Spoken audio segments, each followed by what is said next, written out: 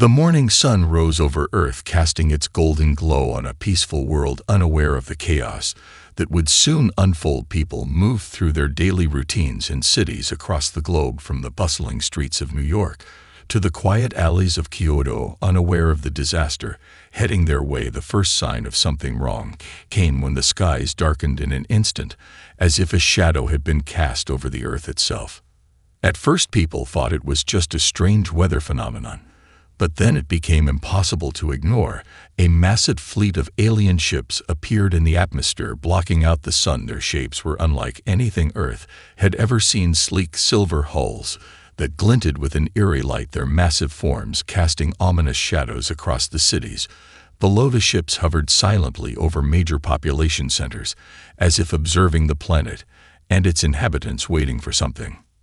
Panic spread quickly. A few brave souls tried to communicate with the invaders using all forms of human language and technology, but there was no response. The world's military scrambled into action. Fighter jets were launched, missiles were fired, but the aliens didn't move as Earth's weapons bounced harmlessly off their advanced shields. The world's leaders met in emergency sessions, each government unsure how to respond to the unprecedented threat. The aliens didn't speak a word of English or any known language. Instead, their message was transmitted as a simple image of their fleet over Earth's cities, followed by a chilling broadcast that echoed across every screen. "Surrender or be destroyed." The voice was cold and distant, devoid of emotion, as though the words were being delivered by an automated system. The leaders of Earth were paralyzed by fear and confusion. What could they do against an enemy so powerful and advanced?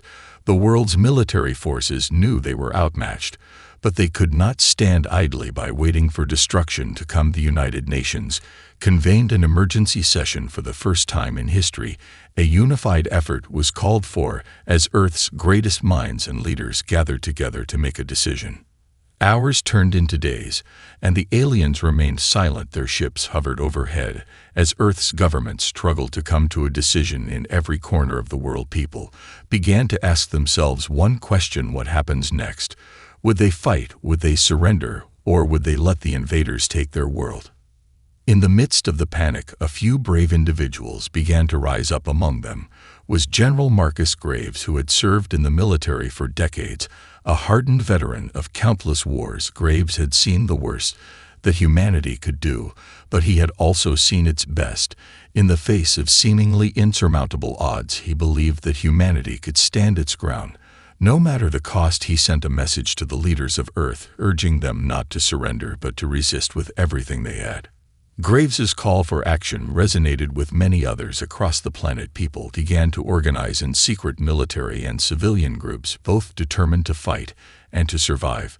But as the alien ships loomed above, they all knew the battle was only just beginning. The question now was simple: could humanity outsmart a species far more advanced, or would they fall beneath the weight of the unknown?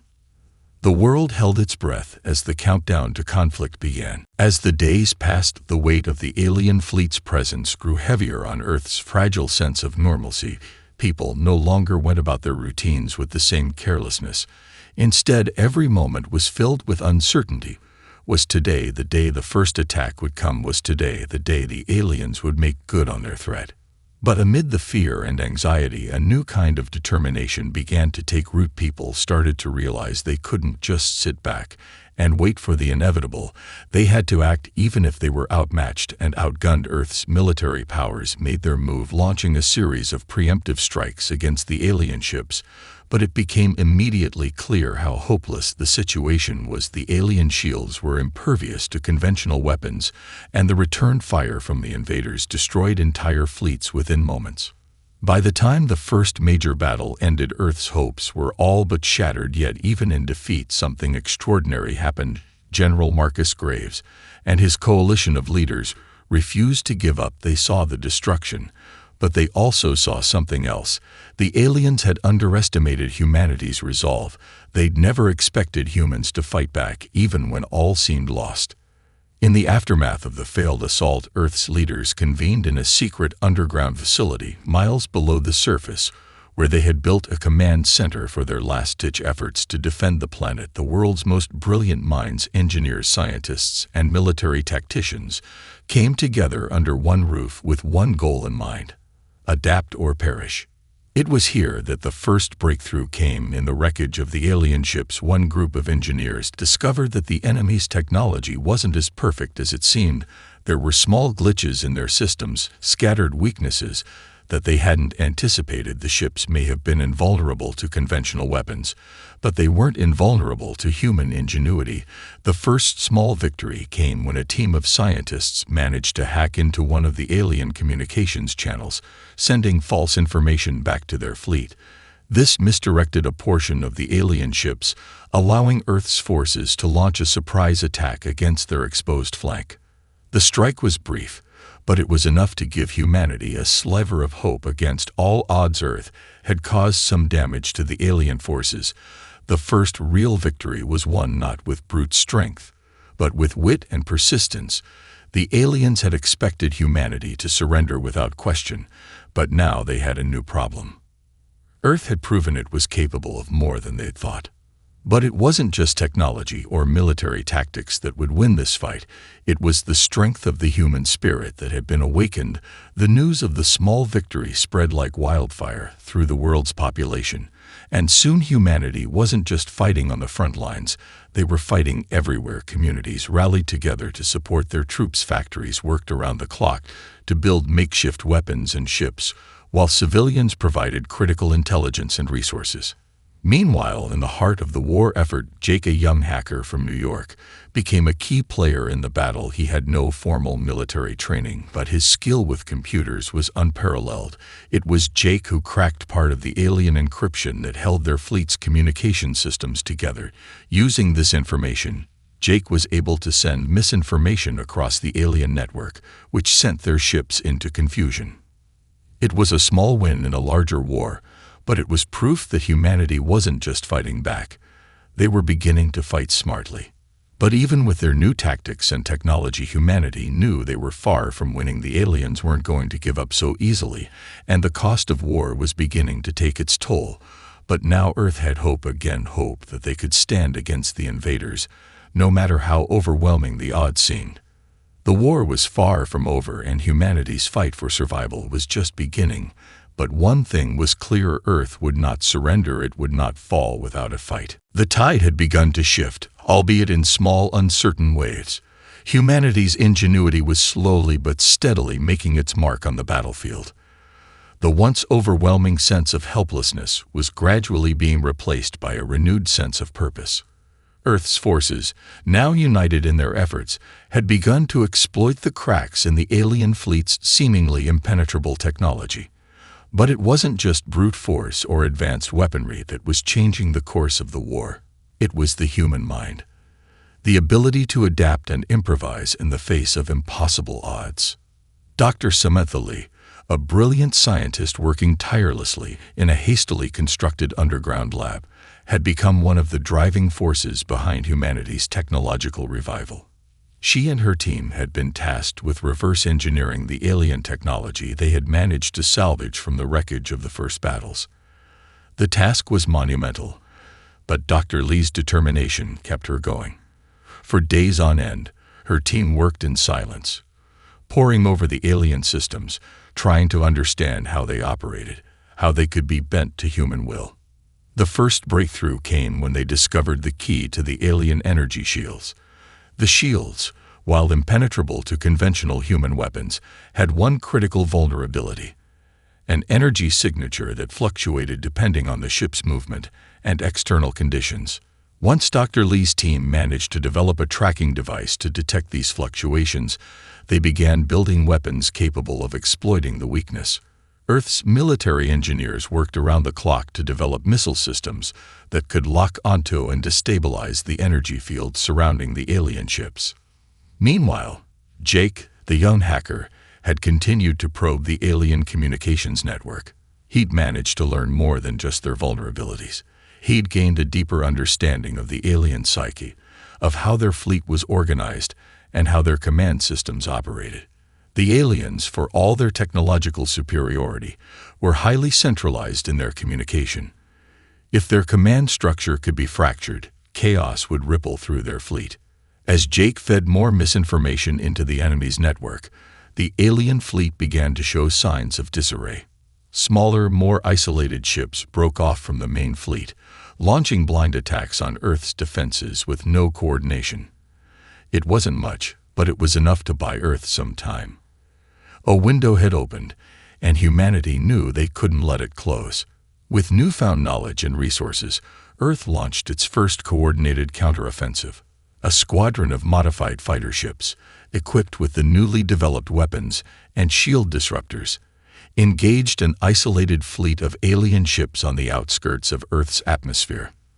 The first few moments of the battle were tense, the human ships barely holding their own against the relentless firepower of the alien vessels. But then the missile systems fired, and the alien shields flickered and failed. Human ships poured in, targeting the now vulnerable ships with precision strikes. It wasn't a decisive victory, but it was a clear demonstration that humanity could hurt them. The aftermath of the battle was a mixture of triumph and sobering reality. For the first time since the invasion began, Earth had made a serious dent in the alien fleet. The world celebrated, but the victory was bittersweet. Humanity had only scratched the surface of the enemy's power. As the alien command regrouped, they would certainly learn from this failure, adjust their tactics, and strike back harder. But for the first time in what felt like an eternity, there was a sense of hope, proof that the aliens could be defeated. And it wasn't just a matter of superior technology anymore. Humanity had something the aliens lacked: creativity, determination, and the willingness to adapt in the face of overwhelming adversity. The war wasn't over. Far from it. But Earth had proved one undeniable fact: they weren't going down without a fight. As the days passed, the reality of the war set in. The victory over the alien ships was small, but it was enough to ignite a fierce sense of unity among Earth's people. Across the world, it felt like something had shifted. Governments and private organizations began pooling resources, accelerating research, and reworking strategies in ways they never had before. Every man, woman, and child knew that survival meant doing their part, whether on the front lines or in the factories. But as humanity's resolve hardened, so too did the alien threat. The next move would have to be more calculated. With their shields disabled in the last engagement, the aliens were likely recalibrating their defense systems, preparing for humanity's next attack. They would not be caught off guard again. Earth's military commanders, including General Marcus Graves, knew that if they were to stand a chance, they had to hit the aliens hard and fast, exploiting every weakness they could find. And so began the next phase of humanity's response: guerrilla warfare. Small, nimble human fleets, crafted from repurposed civilian ships and whatever military vessels could be salvaged, began to operate outside the confines of traditional combat. These ships, fitted with makeshift weapons, used hit-and-run tactics to harass and destabilize the alien forces. Their goal was not to win a decisive battle, but to create chaos, to make the alien fleet uncertain of its position, to keep them on their toes. But despite their newfound tactical ingenuity, Earth's forces were still woefully outmatched. The aliens, despite their failure in the previous battle, were not dumb. They quickly adapted, sending out more formidable warships and recalibrating their weapons to counter human strategies. The next series of skirmishes were brutal. Human ships, caught off guard by the speed and ferocity of the alien response, were wiped out in record time. Yet, even in these crushing defeats, Earth's forces learned invaluable lessons. They discovered patterns in the aliens' attacks and began to predict their movements. They realized that the alien fleet, while technologically advanced, was still hierarchical, vulnerable to disruption in its communication systems. Jake, the young hacker, worked tirelessly to exploit these flaws, developing new tools that allowed him to infiltrate the alien fleet's command network more deeply than ever before. The turning point came when Jake uncovered a critical weakness in the alien fleet's tactical communication. Unlike Earth's decentralized military systems, the aliens relied on a single central hub for all their orders. If that hub were taken out, it would plunge the entire fleet into disarray.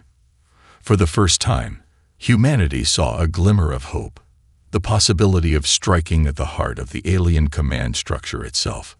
General Graves and his staff knew that taking out the central hub wouldn't be easy. It would require an audacious plan. They couldn't simply launch a frontal assault. They would need a surgical strike. A small team of the best soldiers and hackers would infiltrate the alien mothership, find the central hub, and disable it. The mission was risky, perhaps suicidal, but it was their only shot at crippling the invaders. The team was assembled, and though the weight of the mission was heavy, there was no turning back. Among them was Captain Isabella Izzy Torres, a seasoned veteran whose leadership and unshakable resolve had earned her the trust of her fellow soldiers. She was to lead the infiltration team, supported by Jake and a small group of the most elite combatants. Their plan was simple: infiltrate, disable the alien command systems, and escape before the ship could retaliate. There was no room for error. Every second counted. As the team prepared to embark on their mission, a tense silence filled the air. They all knew this might be their final mission, but they also understood that Earth's survival rested on their shoulders. The fate of the war, perhaps the fate of humanity itself, was now in their hands. The mission was set. Captain Isabella Izzy Torres stood before her team, her eyes scanning the faces of the soldiers who would accompany her on the most dangerous mission humanity had ever undertaken. The weight of the responsibility was immense. If they failed, the consequences would be catastrophic. The alien mothership, the nerve center of the invaders' fleet, loomed in orbit above Earth, and if its command systems weren't disabled, the invaders would crush humanity without hesitation. The plan was ambitious and fraught with risk. They would need to infiltrate the heart of the mothership, locate the central command hub, and disable it before the aliens even realized what was happening. The team's primary asset was Jake, the young hacker who had cracked the alien communication network. His expertise would be crucial to bypassing the advanced security systems in place. The team would have to trust him completely. They had no time to waste. A window of opportunity had opened. The aliens had become overconfident, moving more of their fleet into position to launch a massive assault on Earth's remaining defenses. The time was now or never. The infiltration team, consisting of 6 highly trained soldiers, boarded one of Earth's newly modified stealth ships, a civilian transport vessel retrofitted with stolen alien tech. The ship was small, barely capable of carrying the crew and necessary equipment, but it was fast and undetectable. As it launched from Earth's atmosphere, the weight of the mission became all too real. Izzy took her seat at the helm, her fingers steady on the controls, her mind sharp with focus. Jake sat in the corner, fingers flying across a small portable terminal as he bypassed alien encryption systems in real time. The rest of the team, all hardened soldiers, checked their weapons and equipment, preparing for the unknown that awaited them. As they neared the alien mothership, Jake's voice broke the silence. "We're almost there. I've got control of their sensor grid. Just stay low and follow my lead." Izzy nodded, her heart racing. The plan was simple: get inside the mothership undetected, locate the central control room, and destroy it from within. The escape route was already mapped out, but no one spoke of the possibility that they might not make it out alive. The ship docked with the alien mothership's exterior unnoticed, blending seamlessly with the wreckage of a previous battle that had left the outer hull scared and damaged. The team disembarked into the belly of the mothership, moving swiftly and silently through the dark, cold corridors. The ship's interior was a maze of metallic corridors, alien technology humming softly, the air thick with tension. Jake led the way, hacking into the mothership's systems to open doors and bypass security checkpoints. The team moved quickly, weapons raised, their senses on high alert. Every shadow seemed to hide danger, every flicker of light felt like an alien eye watching them. Izzy's mind was focused on the mission. Failure was not an option. After what felt like hours of careful navigation, They reached the central control room. The door was guarded, but with Jake's help, they bypassed the security lock and forced their way inside. The room was vast, filled with complex alien consoles and monitors that displayed incomprehensible data. In the center of it all was a massive glowing core, the heart of the ship's command system. But just as they began to move toward the core, alarms blared, and the room was flooded with the sound of rapidly approaching alien forces. The mission had been compromised. The team had minutes, maybe seconds, before the entire mothership was on high alert. Izzy's pulse quickened, but she knew they had no choice. They had to complete their objective now or risk everything. "Jake," Izzy shouted over the noise. "Can you disable the core?" Jake nodded grimly, his fingers flying over his terminal. "I'm in, but it's going to take time. I need at least 5 minutes to plant the virus and disable the core's functions." Izzy looked at the team. "We hold them off. No one gets through." The soldiers took their positions, weapons aimed at the entrance. The first wave of alien soldiers rushed into the room, their advanced armor and weapons a terrifying sight. But Earth's soldiers didn't flinch. They had fought against impossible odds before, and they would do it again. The firefight erupted with brutal intensity, blaster fire lighting up the room as the team fought desperately to protect Jake and the core. Every second that passed felt like an eternity. Izzy kept her focus, her mind calculating, anticipating each move of the alien forces. The team was holding their ground, but for how long? "Almost there," Jake muttered, his voice strained with effort. "Just a few more seconds." The battle raged on, Earth's soldiers pushing back against the tide of alien soldiers, their resolve unbroken. They were fighting for more than just survival now. They were fighting for the future of their species. The stakes had never been higher, and failure was not an option. The battle inside the alien mothership had escalated into chaos. Blaster fire filled the air, bouncing off the walls and reverberating through the narrow corridors. Captain Izzy Torres and her team fought with everything they had, their focus unwavering. Every alien soldier that fell gave them a fleeting sense of victory, but the sheer number of their enemies threatened to overwhelm them. Izzy's eyes never left the entrance. She could hear the alien soldiers approaching, their footsteps like thunder in the distance. But it wasn't the enemies that concerned her most, it was the clock. Every passing second brought them closer to the possibility of failure. Jake was their only hope now, and his hands flew over his terminal with desperate speed. If he didn't succeed, the entire mission, and Earth itself, would be lost. 5 minutes, Izzy barked, her voice steady despite the growing tension. "We hold for 5 minutes, and we walk out of here with victory." The team exchanged grim nods, knowing the odds were stacked against them. The enemy was relentless, and Earth's forces were running low on ammunition. It was clear that they couldn't afford to waste a single shot. Every move had to count. Jake's fingers worked like a blur, his focus entirely on the task at hand. Sweat beaded on his forehead, his breathing ragged from the strain of hacking into the alien systems, while the sounds of combat roared around him. But he had no choice. The virus he had designed was their best chance at disabling the mothership's core, and he was so close to deploying it. "I've almost got it," Jake said through gritted teeth. "Just need one more pass to trigger the shutdown sequence. We're almost there." Izzy's heart raced. The mission had come down to this moment. The fate of the entire war hinged on Jake's success. As the aliens closed in, the team's fire intensified. Every soldier fired with precision, taking out enemy combatants one by one. It was as though the weight of humanity's survival hung on each shot, pushing them to fight harder. But the alien forces were adapting quickly.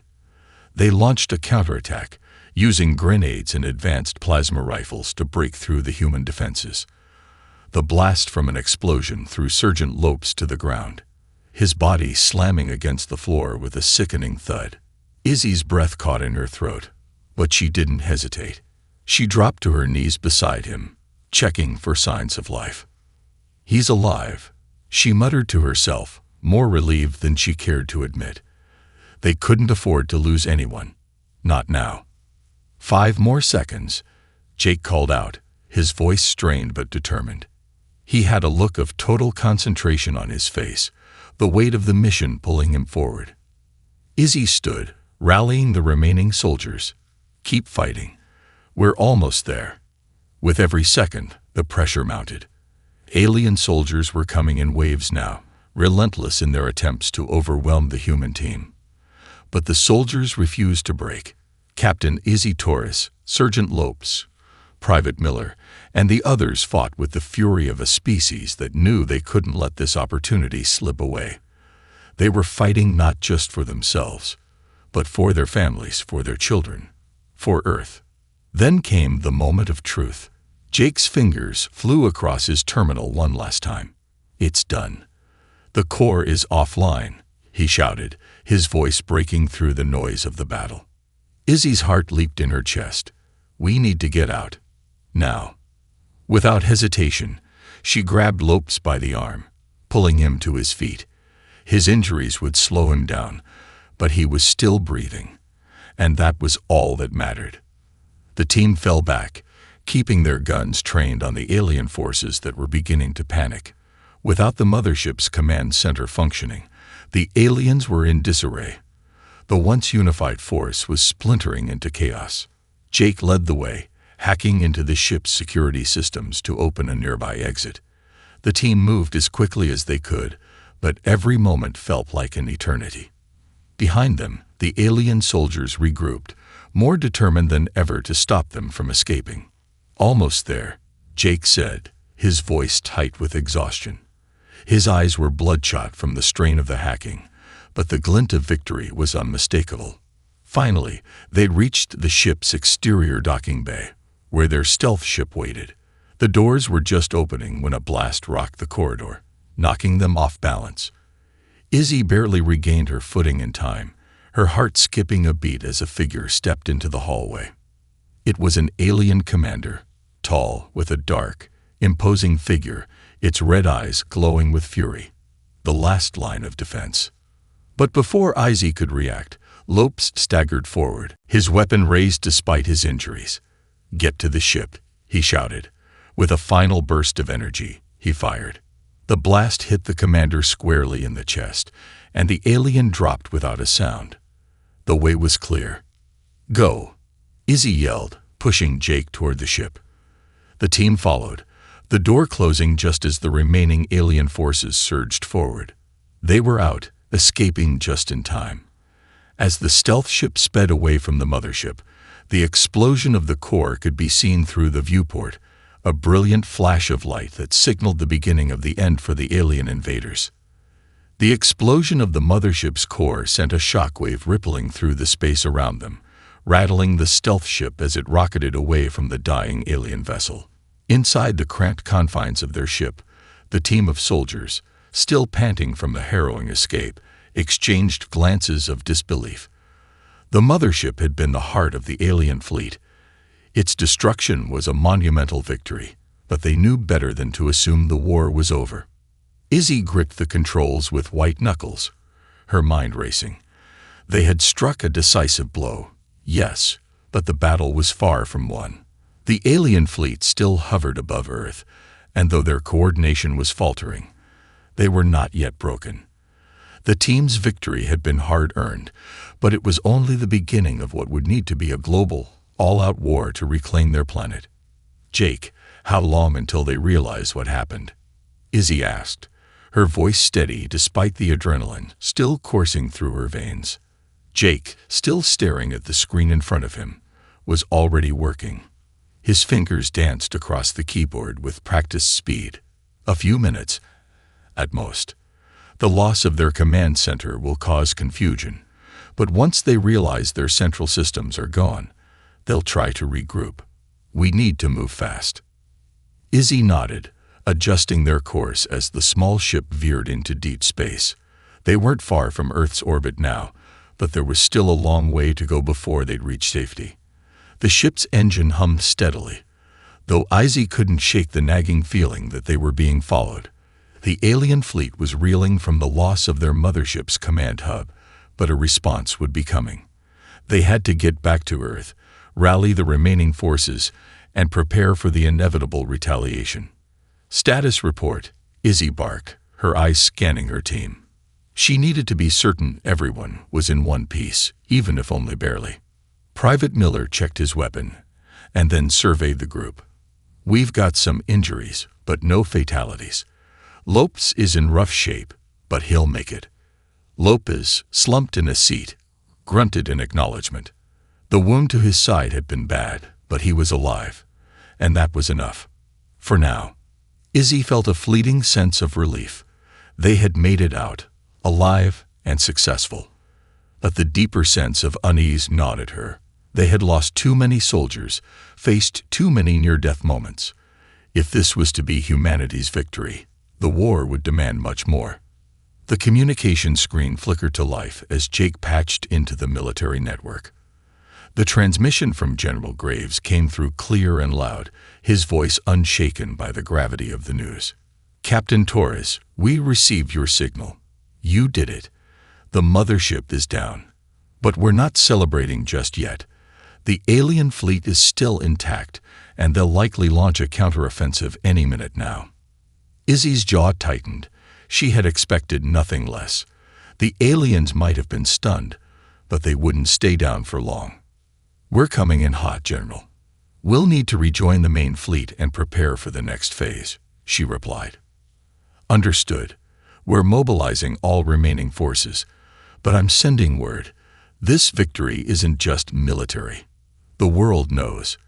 Your mission is a rallying cry. The people of Earth have seen their first real victory. Now, we fight as one. As the message ended, the crew felt a subtle shift in the air. It wasn't just the gravity of their mission that weighed on them. It was the weight of hope. The kind of hope humanity hadn't seen in years. The world had witnessed their courage, their resilience, and their ingenuity. The next battle would be different. They weren't just fighting for survival anymore. They were fighting for their future. I'll set course for the fleet, Izzy said, turning to her crew. Prepare for re-entry. We have a planet to defend. The ship maneuvered back toward Earth's atmosphere, the team bracing for whatever would come next.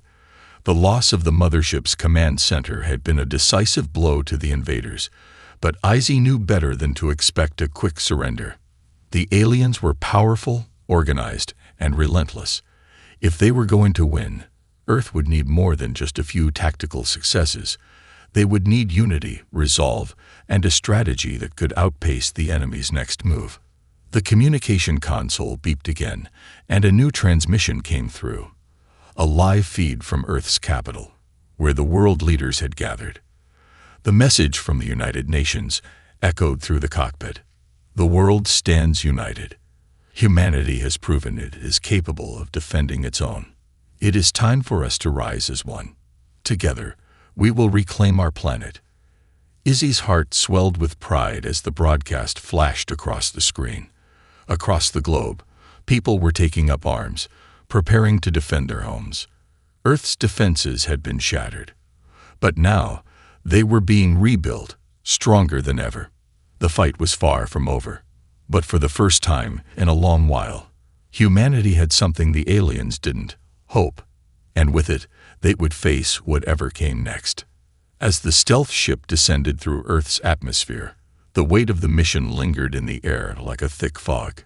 Captain Izzy Torres kept her focus on the horizon, where the distant glow of Earth's cities and the remnants of human defenses below waited for them.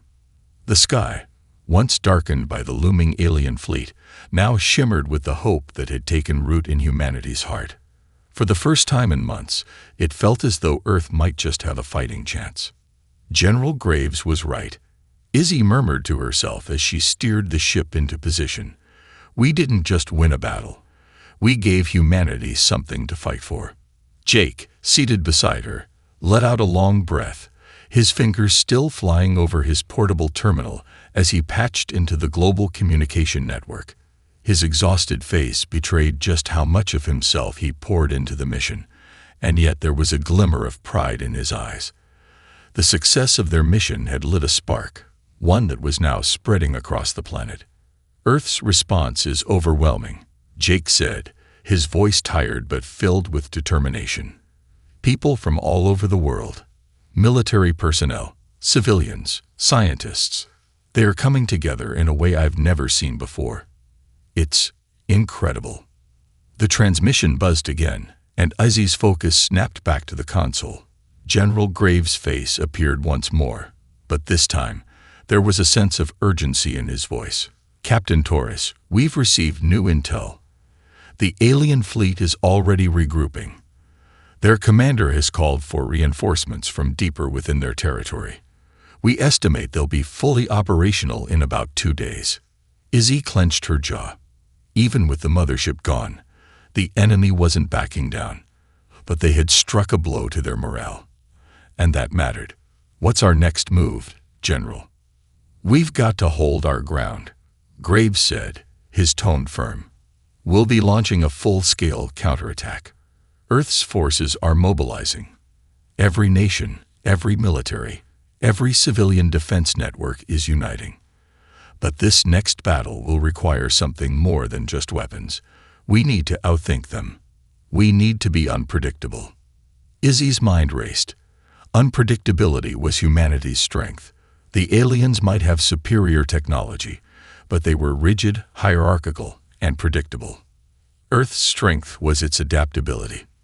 Understood, Izzy replied, already forming a plan in her mind. I'll report to command and get my team ready. The ship landed on a secured military base, its darkened hangar providing temporary shelter for the crew as they stepped out, their bodies weary but their resolve unshaken. The world they had saved was just beginning to unite in the face of the alien threat, and the full force of humanity's spirit was rising. Outside, military personnel and scientists were already at work, preparing new weapons, rebuilding defense structures, and reworking tactics based on the data they'd gathered from the previous battles. Earth's war effort had shifted from survival to offense, and humanity had something to prove. Izzy and her team met with the United Earth Military Command, where they were briefed on the next steps. The plan was clear. Strike fast, strike hard, and take advantage of the alien fleet's weakened state. They would not wait for the enemy to regroup fully. We have 2 days, General Graves stated.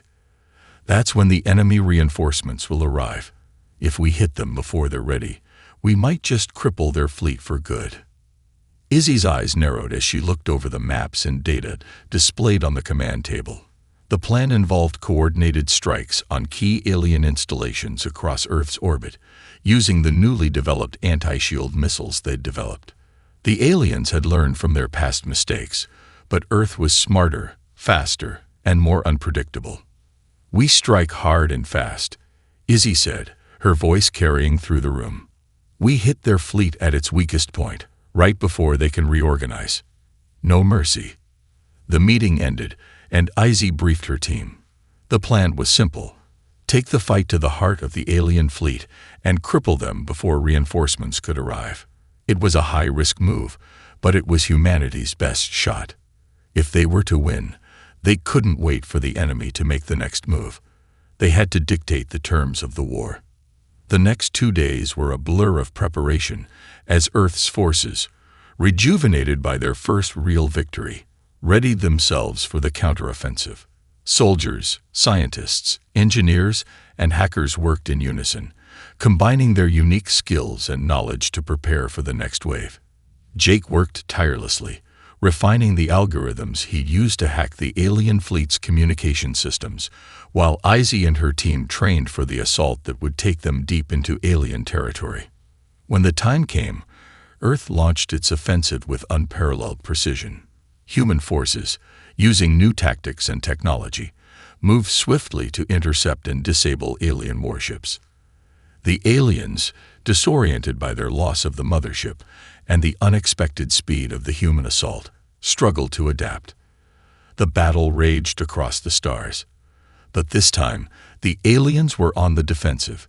For the first time since the war began, they were fighting to hold their ground. As the alien fleet staggered under the relentless assault, a sudden realization hit home for the invaders. Humanity was no longer just fighting to survive.